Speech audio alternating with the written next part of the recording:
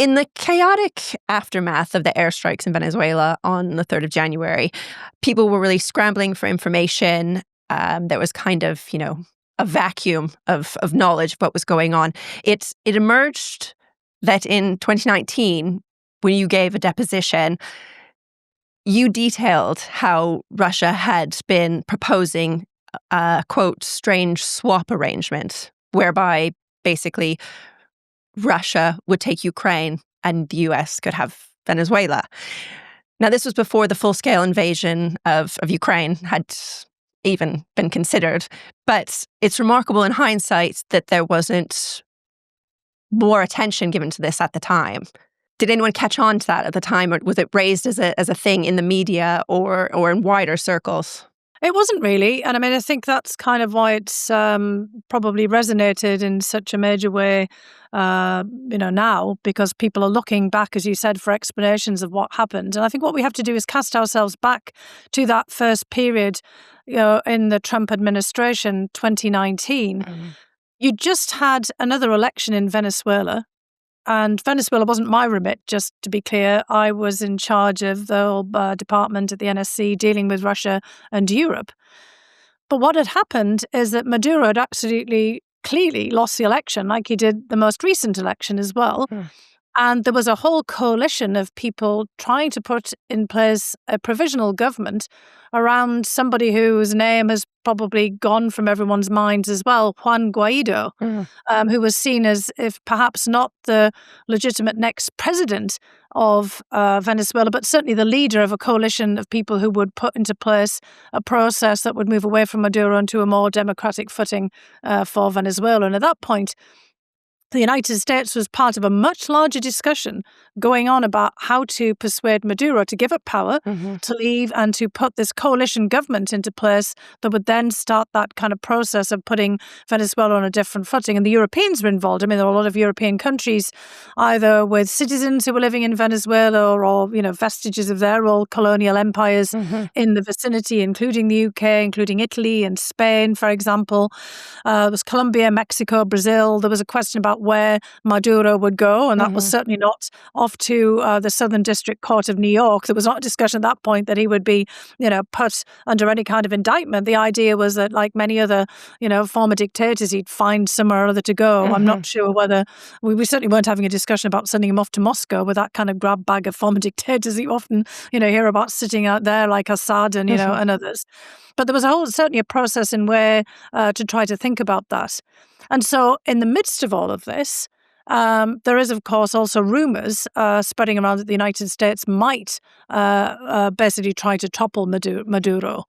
And, then the Russians, are starting to look at every point because they've got vested interests in Venezuela. They've been using Venezuela as a launch pad for all kinds of disinformation in the Spanish language.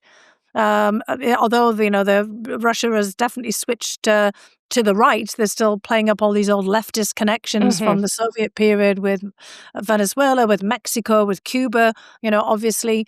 And there's oil interests. Igor Sechin, the head of Rosneft, the big Russian oil company who's very close to Putin.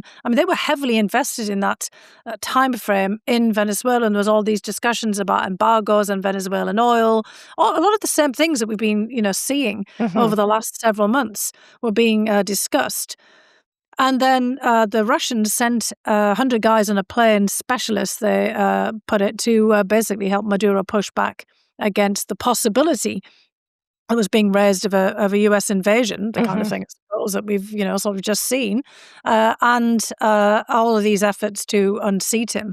And that's when you started to also see in the press, because, of course, this is several years after the annexation of Crimea, when the Russians are putting a lot of pressure on Ukraine as well. Again, 2019, and we've got the whole run-up to the impeachment trial, which is where this became part of my testimony. You've got a lot of people who've got interests in Miami and Florida, it turned out, in possible investments in energy, in Venezuela, energy and mineral resources in Ukraine. You can see how all these patterns, still kind of playing out here. Mhm. And there seems to be a lot of kind of machination going on there.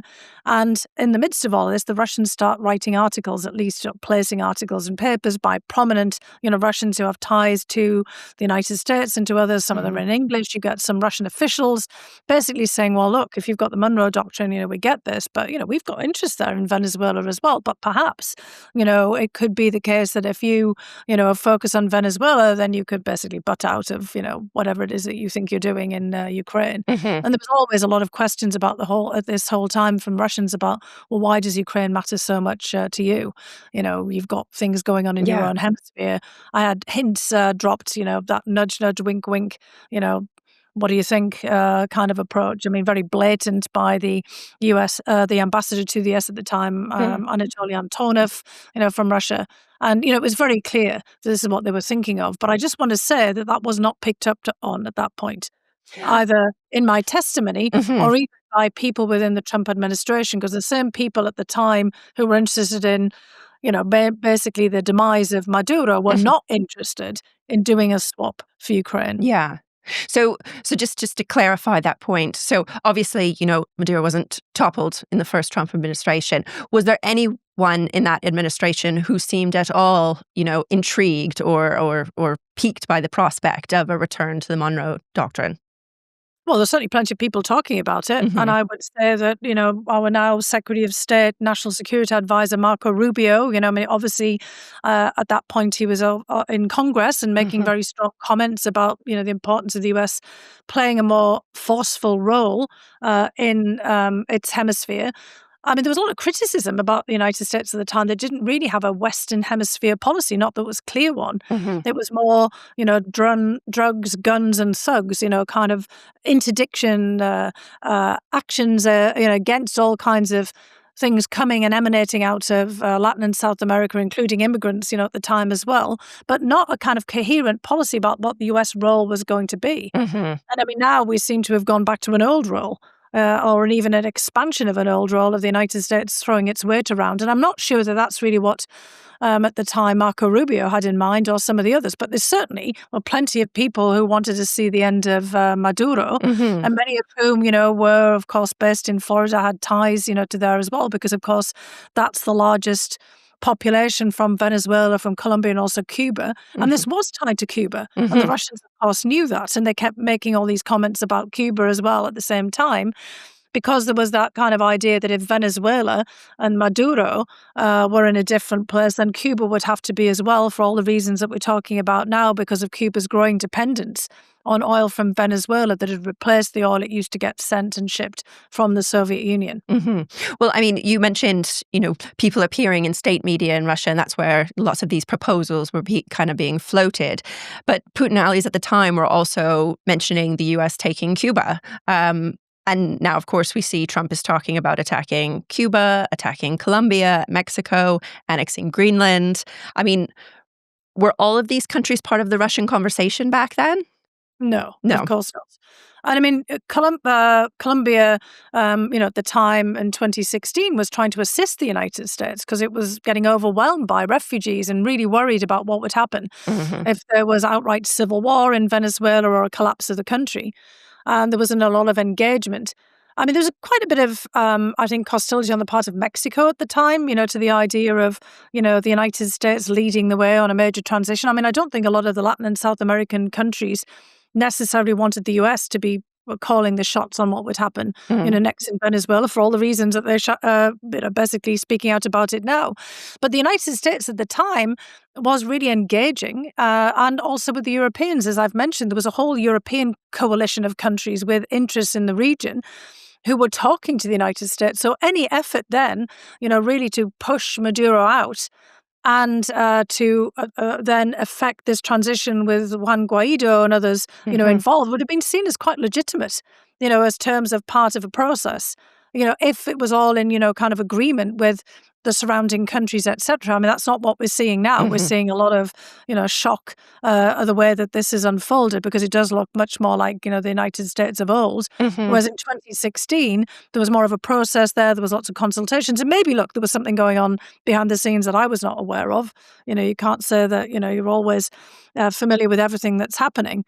But, clearly in that period, that there was a different viewpoint of this, and there wasn't a desire to link all of these things together. Now, we also know, of course, that Greenland was already emerging as a fixation of President Trump, but it wasn't linked at that point to any kind of larger idea of dominating the Western Hemisphere, although the idea of a Louisiana-like purchase, was, floated even back then. It was more thinking about the risks of China muscling in on Greenland. And look, I mean, the president is saying there's all these ships from China and Russia around Greenland. No, they're not. And I mean, for Denmark and the other, countries that are members of the North American Treaty Organization of NATO, remember, Greenland is part of NATO, and the US has had bases, in Greenland, since the 1950s, and it played an important part in World War II as well. It plays an important role in North Atlantic security, which is recognized by the Danes, by the Greenlanders themselves, and Canada and Norway and the United Kingdom, for example. I mean, this is now, taking on all kinds of other connotations that perhaps, the rudimentary fragments of them were there in that period around 2019 or so. But they weren't taking the shape of this, I can do whatever I want in the Western Hemisphere, it's my domain idea. How concerned, I mean, I think you've just answered the question, how concerned should the residents of Greenland be? How concerned should Europe be? Well, they should be very concerned about this pressure that's emerging. You had Katie Miller, the wife of Stephen Miller, who is, frankly, President Trump's chief advisor on all issues, really. I mean, in the role that he plays inside the White House, putting out on X a whole picture of Greenland with, the US map on this, making also claims that the United States doesn't need Canada anymore, with this kind of focus now on Venezuela and its resources. I mean, this is trolling, obviously, but it's also got, some real menace behind it. Look, it's the kind of thing we expect from the Russians. There is one playbook, for all of these kinds of attempts, be it now being used by the US or used, previously by Putin and others, because it works. Intimidation. There is going to be more of this intimidation and pressure, no doubt. Now, it also depends, of course, how this plays out in Venezuela. I mean, some of my colleagues have commented, on the fact that that's probably what Trump did in Venezuela, what Putin thought he was going to do in Ukraine. Topple Zelensky, get him out of there, and, then essentially call the shots in Ukraine, install their own people. But, we don't know where this is going to go yet, do we? Because not everybody, we don't operate in a vacuum. The spheres of influence might be all nice and neat and, great for historians to talk about and realists in foreign policy, but they rarely go uncontested. And, the United States is not the overlord of every country in Latin and South America in the way that, it might have been in the not so even distant past. Brazil, is a major power. It's part of the BRICS, entity, and it's got options. Other countries, they're not as weak and in such a shambles as Venezuela is. And, Canada, are the Canadians really going to just, go along with anything that is pushed upon them? I think that we can see from recent events in Ukraine and elsewhere that when people put under a lot of pressure, some of them decide to fight back and to push back. There's a couple of things there that I'm going to return to from what you just said. But one thing I thought was really interesting about, unintended consequences and what happens in Venezuela. I mean, Trump has raised the prospect of, not being afraid to send American boots into Venezuela. But I mean, from everything we've seen in him, he probably doesn't want to do that. Is that from a domestic politics point of view, or is that from an actual military capacity point of view? Could the US?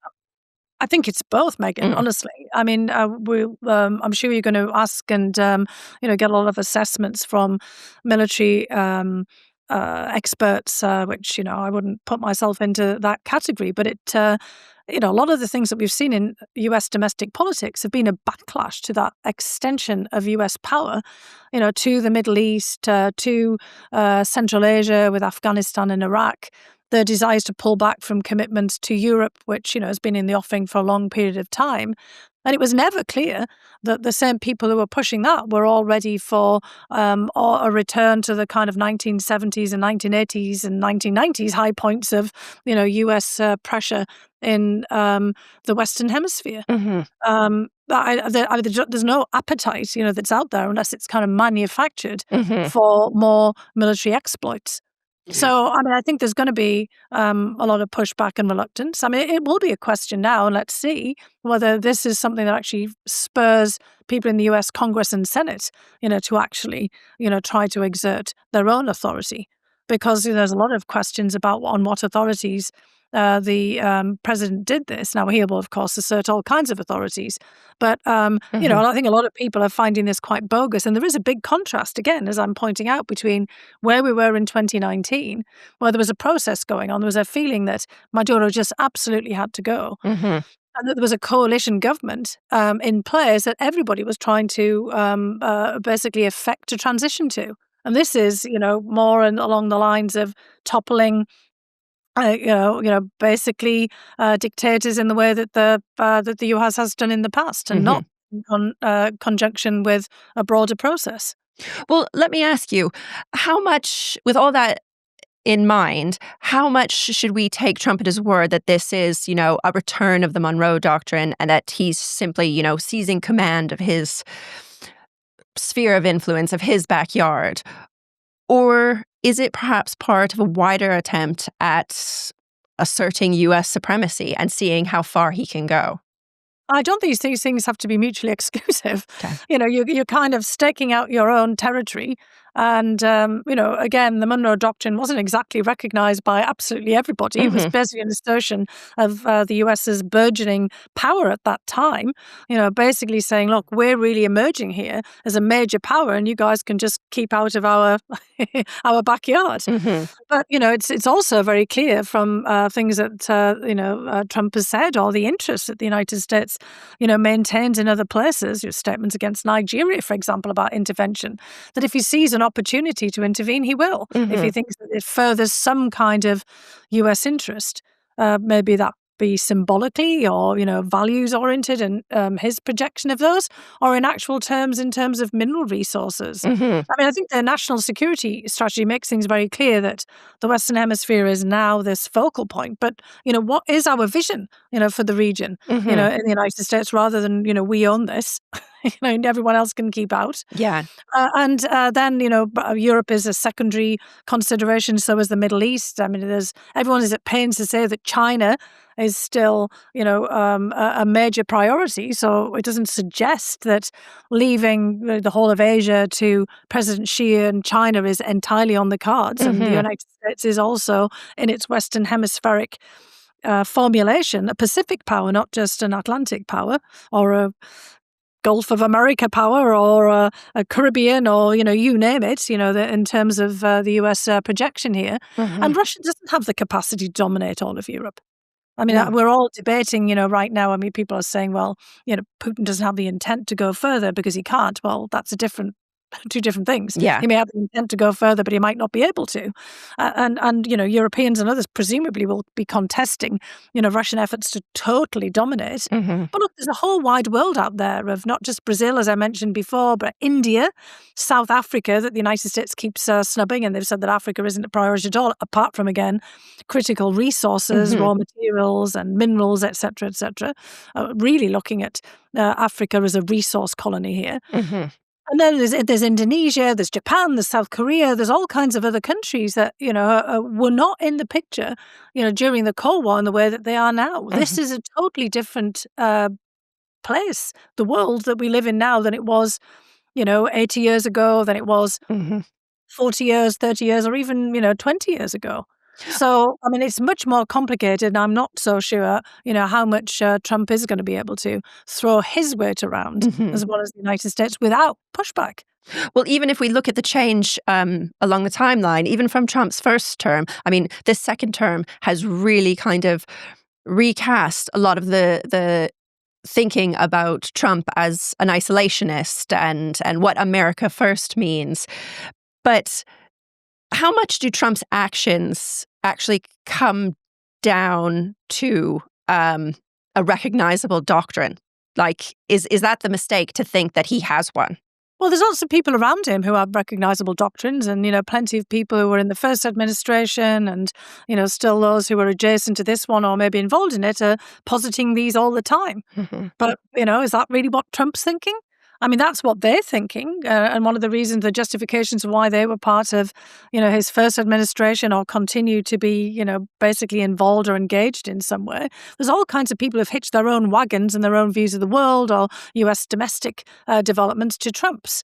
But with Trump, it's about him and it's about his perceptions. I mean, look, he's even come out and said he doesn't want to work with the people in Venezuela who clearly won the last election because, they had the temerity to accept the Nobel Peace Prize that he thought he should have had. A lot of this is caprice and this is, personal whim. And yes, he might fit into these recognizable patterns that others are imposing there. But he's a pattern breaker. Absolutely is. That's why he's so successful, actually, because people expect all kinds of things from him. And then he, often does things that they weren't expecting at all. Just like you said, he's in isolation. He says he's America first. No, he's him first. If he sees an interest in doing something like, piling on Iran when Israel, seemed to be having a successful assault on it, or, anywhere else where he might see some benefit for the United States or him and his own extended business interests or perceptions of American interests, which are extensions of his interests, then, you can be sure he'll take it if he thinks he can get away with it, especially if it looks like it's low-hanging fruit, where there's weakness, where, there's already a lot of pressure. I mean, Iran under enormous amounts of pressure, we can see. Venezuela, Maduro, absolutely just keeping it all together. And now, with Maduro in New York, along with his wife, they're feeling that they can put all this pressure on, his deputy who's stepped up. And they can put pressure on Cuba, and it's just kind of really intimidation and pressure. Put pressure on Denmark, put pressure on Europeans because Europe doesn't have any leverage, they think, because everybody needs them. So this is wherever he can leverage something, and this is exactly what Putin and the Russians do, he will leverage it. How much do you think it comes down to Trump's own pursuit of self-enrichment? Oh, it's a lot about that. And enrichment isn't just in monetary terms. It's kind of in terms of the mantle of power and how people see him, enriching the view of him and his own status. I mean, we're talking about Arc de Triomphe Trumps, and we're seeing the reconstitution, rebuilding of the White House, at every turn, gold everywhere, lambasting all the other presidents. It's all about him. It's about his ego and, renaming everything after him. I'm sure, Venezuela will now have some new appendage attached to it, and, we've already renamed the Gulf of Mexico. Well, nobody else has really recognized it, Right. but this is just, it's a renaming, it's a emblazoning and enriching his persona and his status that he's focused on here. So part of his legacy, I guess you could say. I don't think he's really interested in legacy. He wants the accolades in real time because he won't be around to enjoy them when he's dead. I mean, what does it matter? Yeah. I mean, Putin and Xi are somewhat different because they see themselves in that legacy. They see themselves the inheritors of, great millennia long, in the case of China, great imperial China, and trying to put China back to the place that it deserved and should have had, had China not been, fallen victim to European colonial powers and its own internal, weaknesses back in the past. Russia, this is making sure that, everybody sees Vladimir Putin, that pantheon of these great emperors. I mean, for God's sake, with a name like Vladimir, it's, can be translated as ruler of the world. And he's Vladimir Vladimirovich. His father was Vladimir, and now he's Vladimir the Great. He's putting himself on a plinth, along with all these other statues of other prior great leaders of Russia and of the Soviet Union, with the return of Joseph Stalin. And for Trump, it's just Trump. I mean, he just completely trashes every other, kind of American leader. He doesn't have a good word for any of them. Yeah. And he has to append his name to anybody, that's, the Trump Lincoln Memorial, the Trump Jefferson Memorial, the Trump Kennedy Memorial. Yeah. I mean, he just wants to append his name to everybody else's. You mentioned Xi and previously China, so I just want to kind of return to that.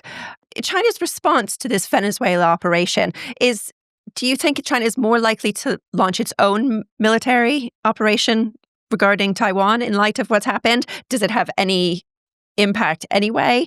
And would Trump kind of riding high on this success, be more likely, perhaps, to intervene on Taiwan's behalf? Well, I mean, it basically removes any kind of moral high ground that the US or anybody else, frankly, if they don't, push back against this, would absolutely have on any of these other cases. The Russians already have made all these cases about Zelensky not being legitimate, for example, and, all kinds of other criminal activity with that corruption. They've amplified that, whole corruption scandal. In the case of Taiwan, could we start to see some kind of manufacturing about, rogue state, rogue behavior? I mean, that might give them an excuse, but perhaps, they don't even need that. But it just removes the ability for others to push back against it. Then it would certainly then make it very clear that the United States was engaging just in this kind of geopolitical rough and tumble, not taking it from any kind of moral position. Because, again, if we'd gone back to 2019 and Maduro had gone off to, I don't know, Costa Rica or Acapulco or somewhere, and kind of hung out, people wouldn't have, reacted in quite the same way because, I mean, again, yes, absolutely, he's illegitimate. He didn't win the election. But this manufacture of him being heavily involved in the fentanyl trade, and then you've just had the Honduras president that we'd actually also prosecuted, for similar kinds of transgressions and sins. He gets pardoned. People are scratching their heads going, well, what is this? It looks like that blatant efforts at regime change that we've seen in the past. And you've got to remember that 2003 and the invasion of Iraq was a major turning point in the way that everyone saw America. That was seen as illegal. Well, even Trump has criticized that heavily.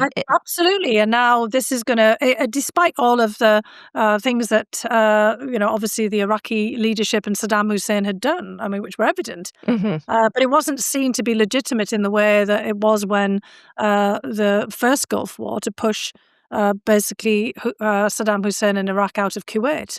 So the legitimacy, it's obviously not just in the eye of the beholder. The United Nations. There'll be other countries that look at this and think, well, the United States is a rogue superpower now.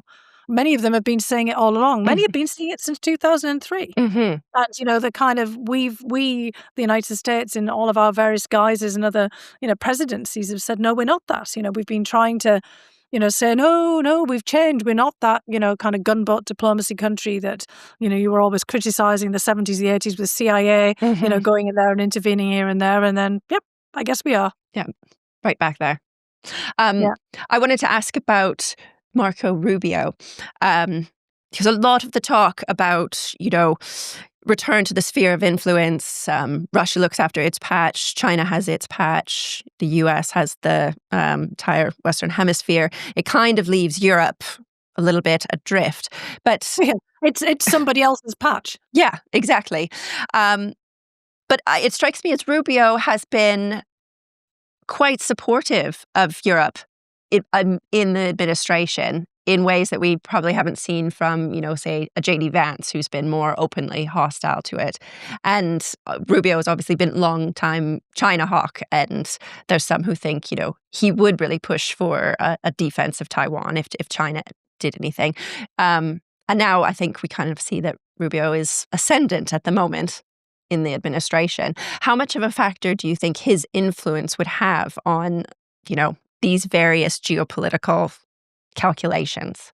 Well, look, it's really hard to say. I mean, he, like many of the people, in the first administration who supported more activism in the Western Hemisphere, were driven by really trying to reverse what had happened in Cuba. There's a lot of people in Miami and Florida and elsewhere who, particularly all those people who had to leave Cuba, after the Bay of Pigs, etc., who want to, see Cuba brought back into the US full. People want to go back and reclaim their land and their territory. And, Marco Rubio's family and many others of, the people who've represented Florida and elsewhere have been, in that category of people. In Venezuela, Colombia, you've got so many people there, who see it as their mission to get rid of Marxism as they see it, and leftism, and that whole spectre of all of those revolutions, from the previous century, and then they're kind of like, in a way, pushing then on an open door when it comes now to Trump and everything else. It's harder for them, I think, given what we've already been talking about, to be similarly assertive in Europe, Ukraine, and everywhere else. I mean, we've seen Rubio. He might be ascendant on this issue, but he certainly hasn't been, on the case of Ukraine or in the Middle East. And maybe he's, sort of seen there as having more of a vested interest. He's got the connections. He knows all of the players. He knows it intimately, personally. And so, I mean, I wouldn't say that he's necessarily in the ascendant. This is just his issue. This is an issue, he is deeply familiar with. Now, on the other issues about Europe, the larger geopolitical landscape, of course, he's extraordinarily well versed. I mean, he was a serious senator, and he's a serious, foreign policy person. But, can he have that same impact? I'm not so sure. And if the Russians are thinking of all of these trade-offs, and then you've got people like Vice President Vance and others who do not want to see any more support of Ukraine or Europe, or, there's lots of people who don't want any more further entanglement in the Middle East, et cetera, et cetera. You look at the people who helped put together that national security strategy, it doesn't necessarily bode well. Kind of coherence here. I think what it does, suggest is just going to be this tug of war and this tussle constantly all the time. And so if I were, sitting in, London and Europe and, many other places, Tokyo, Seoul, I'd be just really getting my own act together and thinking, what is it that matters to me? And I'd say that, in Sao Paulo, I'd say that in Canberra, I'd be like, hang on a second. These guys are all just engaged in a free-for-all.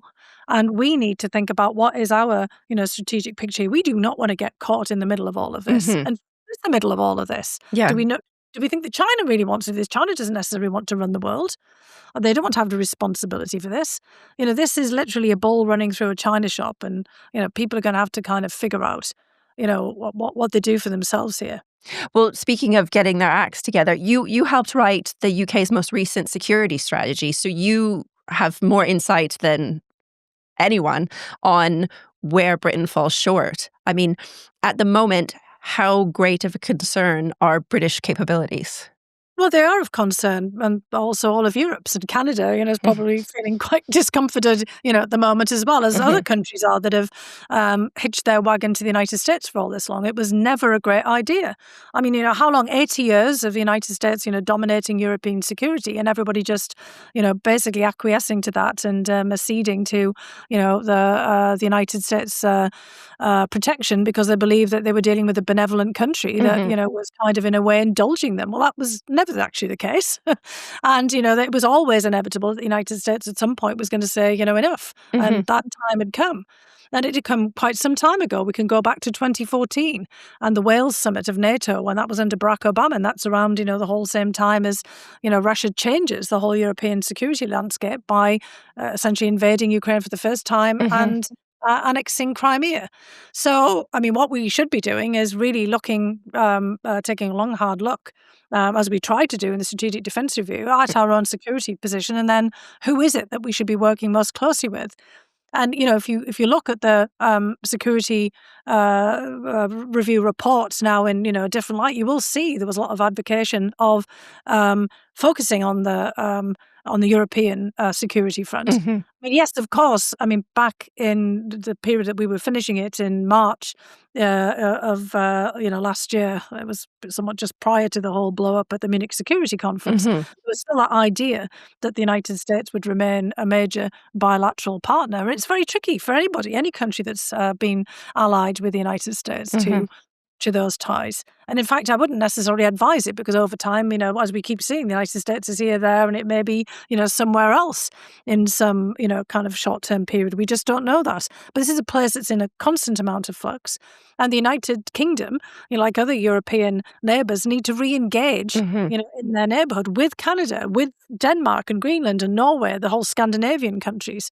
The United Kingdom, also has a sort of a multifaceted security realm.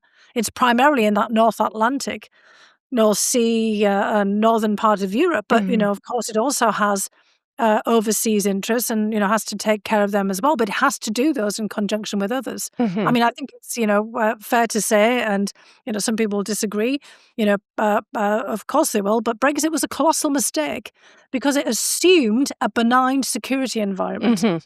And you could have foreseen this. I'm sorry, you could have foreseen these kinds of things happening. I mean, many of us did, in fact, foresee this. So making that idea of basically making yourself entirely dependent on the United States or on this idea of, kind of a greater export opportunity to China and in a time when the world was changing really dramatically was a strategic blunder. Just Hmm. like the Germans made a blunder of relying on the United States and on China and on Russia for gas. The world was changing, and it's well and truly changed now. It's continuing to be in flux, and the United Kingdom will have to work very closely with its other allies to figure out how to address this. And we need a national conversation in the UK. We advocated that very strongly about where we are and about Hmm. defence. It doesn't mean going it alone. It doesn't mean we're going to be under attack, kind of any second now from, the Russians pouring over this border, land, sea, or air. But we're in a real predicament. Hmm. And we haven't taken care enough of our critical national infrastructure. We have to think about the informational and propaganda environment that we're in, informational warfare, which the Russians, winning all the time. And frankly, the United States is engaging now in the same degrees of hostile, propaganda. I've never seen on, the internet. I'm in a British commentator saying, "Well, wouldn't that be great if the United States came in and took out our government?" Are you Yeah. kidding me? Yeah. I mean, where exactly are people's heads at the moment?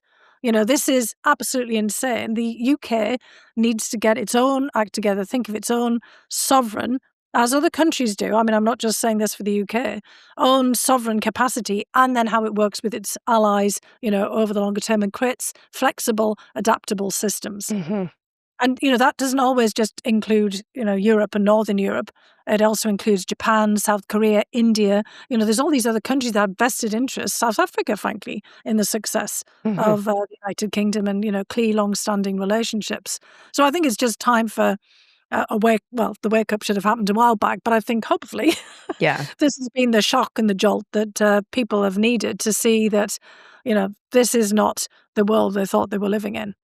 Do you would you have liked to see a stronger first reaction from European leaders and Keir Starmer to what happened on January 3rd? Or do you think there's too much focus is being put on, the initial statements, whereas the actions and what they probably do to shore up their own security and positions is more Yeah, important? actions are gonna be really important, but I mean, also making it clear that there have been, violations of international law and process here, and recognizing that, the UK and Europe and others cannot be complicit in this. As I said, it would have been quite different in 2019.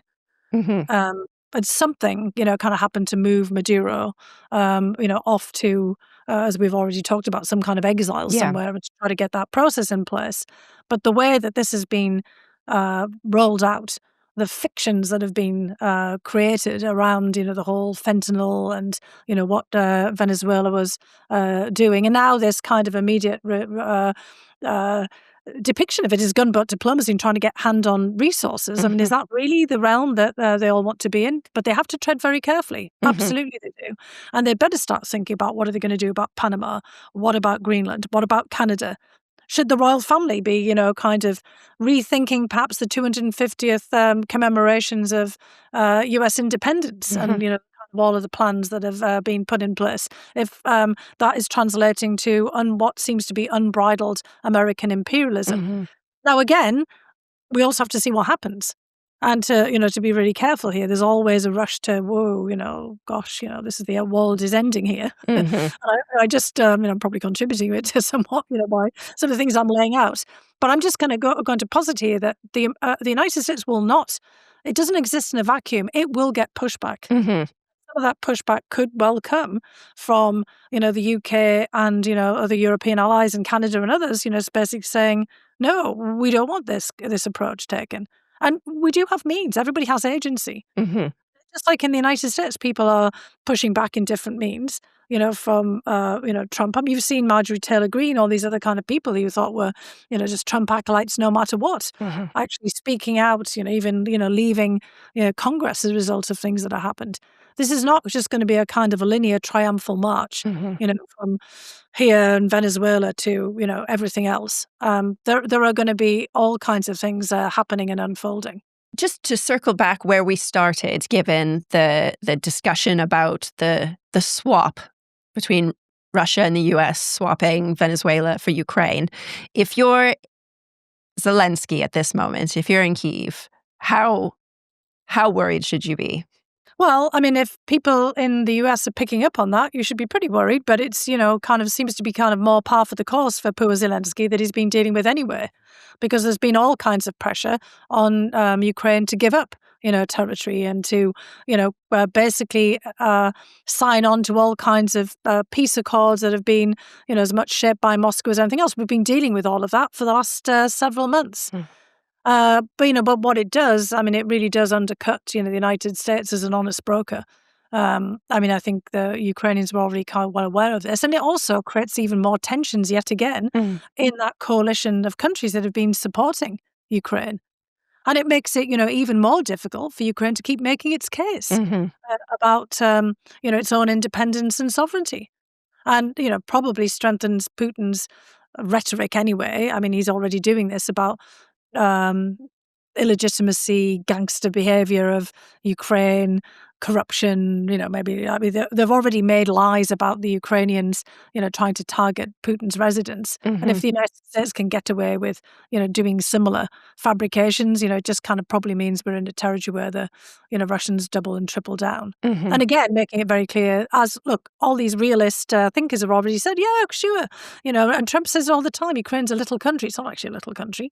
It's a big country, but it belongs in, the sphere of Russia, which is, might makes right. And all these realists saying, yeah, well, if the United States is doing this, then of course, Russia, should be able to do what it wants. I mean, we're kind of imperfect now, as we were anyway. But anyway, even more imperfect than we were before, as a voice of solidarity and support for Ukraine and for anybody else who ends up getting predated against, Taiwan included.